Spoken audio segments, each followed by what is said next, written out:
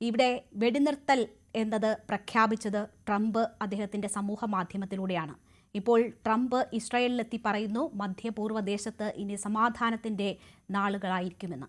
2 വർഷം നീണ്ട ഈ യുദ്ധം അവസാനിച്ചിരിക്കുന്നു. ഒരിക്കലും ഇത് അവസാനിച്ചു എന്ന് പറയാൻ കഴിയില്ല.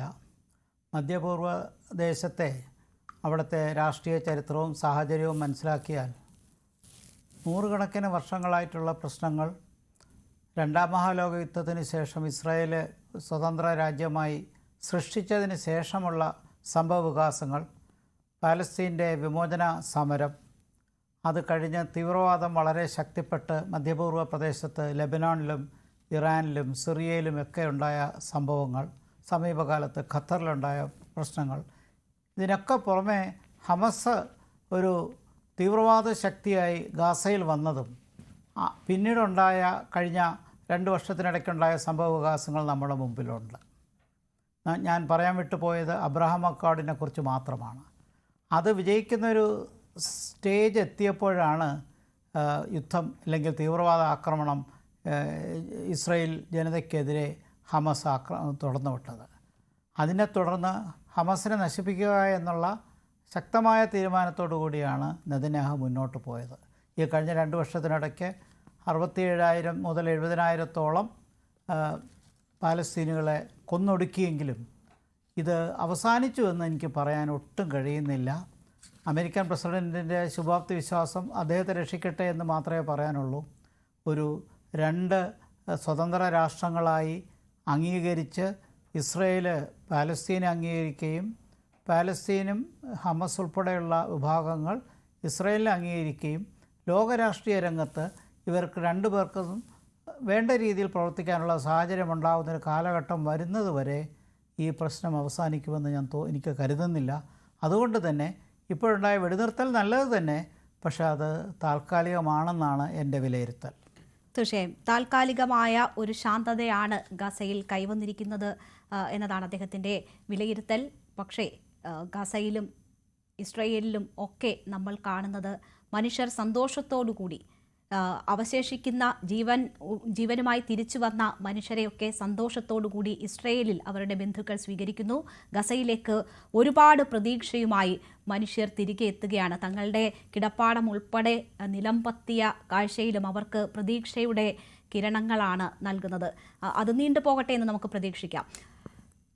ശ്രീമതി അഞ്ജന ശങ്കർ, ട്രംപ് യുദ്ധം അവസാനിപ്പിക്കുന്നതിൻ്റെ അവകാശവാദങ്ങൾ ആവർത്തിച്ച് പറഞ്ഞുകൊണ്ടിരിക്കുകയാണ്. അദ്ദേഹം 8ാമതൊരു യുദ്ധം കൂടി അവസാനിപ്പിച്ചു എന്നത് പലസ്തീനിലെ ഇപ്പോഴത്തെ സാഹചര്യങ്ങൾ കാണിച്ചുകൊണ്ട് തൻ്റെ പേരിൽ കുറിച്ചിരിക്കുകയാണ്. 8 യുദ്ധങ്ങൾ 8 മാസത്തിനിടെ അവസാനിപ്പിച്ചു എന്നതാണ് ട്രംപിൻ്റെ അവകാശവാദം. അപ്പോൾ പോലും ട്രംപ് അറബ് രാഷ്ട്ര തലവന്മാരുടെ ഇതിലുള്ള പങ്ക് എടുത്തു കാണിക്കുന്നു. ഖത്തർ അമീറിന് പ്രത്യേക നന്ദി അറിയിക്കുന്നു.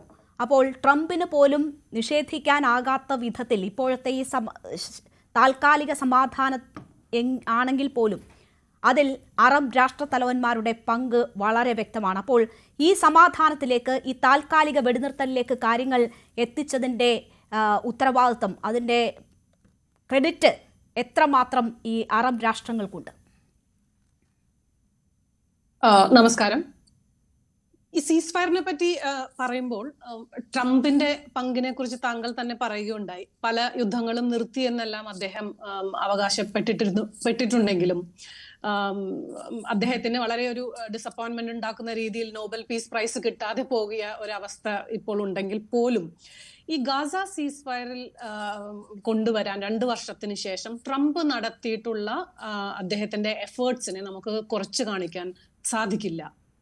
അറബ് രാഷ്ട്രങ്ങളും ഇപ്പൊ ഈജിപ്റ്റ്, ഖത്തർ, അദ്ദേഹം UAE അങ്ങനെ പല രാജ്യങ്ങളുടെ പേരുകൾ അദ്ദേഹം എടുത്തു പറയുന്നുണ്ടെങ്കിലും അറബ് രാജ്യങ്ങളെല്ലാം തന്നെ ഇതിൽ വളരെ ആക്റ്റീവ് ആയിട്ടുള്ള പാർട്ടിസിപ്പൻസ് ആണെങ്കിൽ പോലും ഇപ്പോൾ ഈ ഒരു സീസ് ഫയർ കഴിഞ്ഞ 2 ദിവസങ്ങളായി ഹോൾഡ് ചെയ്യുന്നുണ്ടെങ്കിൽ, അല്ലെങ്കിൽ നമുക്കിപ്പോൾ ഇനിയുള്ള ദിവസങ്ങളിൽ ഈ ഫസ്റ്റ് ഫേസ് ഓഫ് സീസ് ഫയർ അല്ലെങ്കിൽ വെടിനിർത്തൽ നിലനിൽക്കും എന്നൊരു പ്രതീക്ഷ ഹമാസിന്റെ സൈഡിൽ നിന്നാണെങ്കിലും പാലസ്തീൻ ജനതയ്ക്കാണെങ്കിലും അതുപോലെ ഇസ്രയേലിലാണെങ്കിലും അങ്ങനെ ഒരു പ്രതീക്ഷയ്ക്ക് വക നൽകുന്നതിന്റെ കാരണം അറബ് രാജ്യങ്ങളല്ല.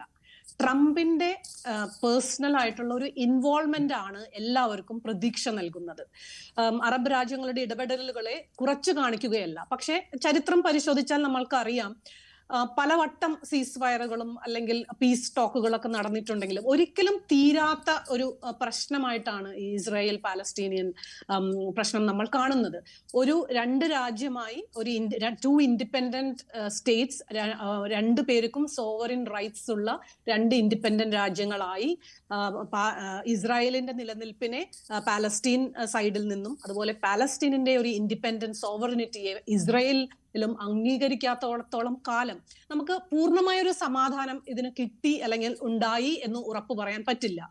അതാണ് നമ്മളെ ചരിത്രം പഠിപ്പിക്കുന്നത്. പക്ഷെ ഇപ്പോൾ എല്ലാവരുടെ മനസ്സിലും ഒരു പ്രതീക്ഷയ്ക്ക് വകയുണ്ടെങ്കിൽ അതിന്റെ റീസൺ, അതിന്റെ കാരണക്കാരൻ ട്രംപ് തന്നെയാണ്. അത് നമുക്ക് നിഷേധിക്കാൻ സാധിക്കുകയില്ല. കാരണം ഈ ഒരു 2 വർഷത്തോളം സീസ് ഫയർ ചർച്ചകളും ഹമാസ് സീസ് ഫയർ ഉടമ്പടിയിൽ നിന്നും പിന്മാറിയെന്ന് ഇസ്രായേലാണ് സീസ് ഫയർ നടപടി ഒപ്പുവെക്കാത്തത് എന്ന് ഹമാസിന്റെ പക്ഷവും അങ്ങോട്ടും ഇങ്ങോട്ടും വാദങ്ങൾ നടന്നുകൊണ്ടിരിക്കുമ്പോൾ 60,000-ൽ കൂടുതൽ ആളുകൾ മരിച്ചു വീഴുന്ന സമയത്തും ട്രംപിന്റെ ഒരു പേഴ്സണൽ ഗ്യാരണ്ടി വന്നതിന്റെ പുറത്താണ് എന്നാണ് എനിക്ക് മനസ്സിലാക്കാൻ കഴിയുന്നത് ഹമാസ് ഇസ്രായേലും ഈ ഒരു 20-point പീസ് പ്ലാൻ എഗ്രി ചെയ്തിരിക്കുന്നത്. ഇസ്രായേൽ മാർച്ചിൽ ലംഘിച്ച പോലെ ഈ സീസ് ഫയർ കരാർ ലംഘിക്കില്ല എന്ന് ട്രംപിന്റെ ഒരു പേഴ്സണൽ ഉറപ്പിന്റെ പുറത്താണ് ഹമാസ് വീണ്ടും തിരിച്ചു വന്ന് ഈ ഉടമ്പടിയിൽ ഒപ്പിട്ടിരിക്കുന്നത്. സോ പ്രതീക്ഷ മുഴുവനും Trump is the guarantor of the peace here. തീർച്ചയായും. അപ്പോൾ അറബ് രാഷ്ട്രങ്ങളെക്കാൾ കൂടുതൽ ട്രംപിന്റെ ഇടപെടൽ തന്നെയാണ് ഈ ഒരു സാഹചര്യത്തിലേക്ക് നയിച്ചിരിക്കുന്നത് എന്നതാണ് അഞ്ജിത കാണുന്നത്.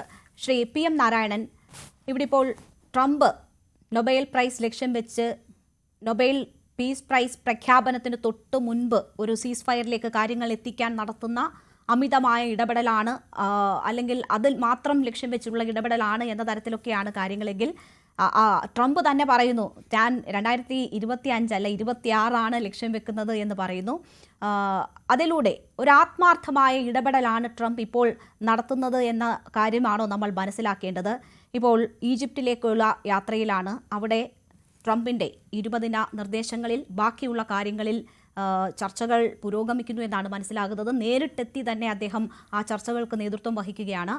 നെതന്യാഹു പങ്കെടുക്കില്ല ആ യോഗത്തിൽ എന്ന കാര്യം വ്യക്തമായിരിക്കുന്നു. അപ്പോൾ ഇതൊരു കാട്ടിക്കൂട്ടലല്ല, അതിനുമപ്പുറം ആത്മാർത്ഥമായ ഇടപെടൽ ട്രംപിന്റെ ഭാഗത്തു നിന്നും ഉണ്ട്.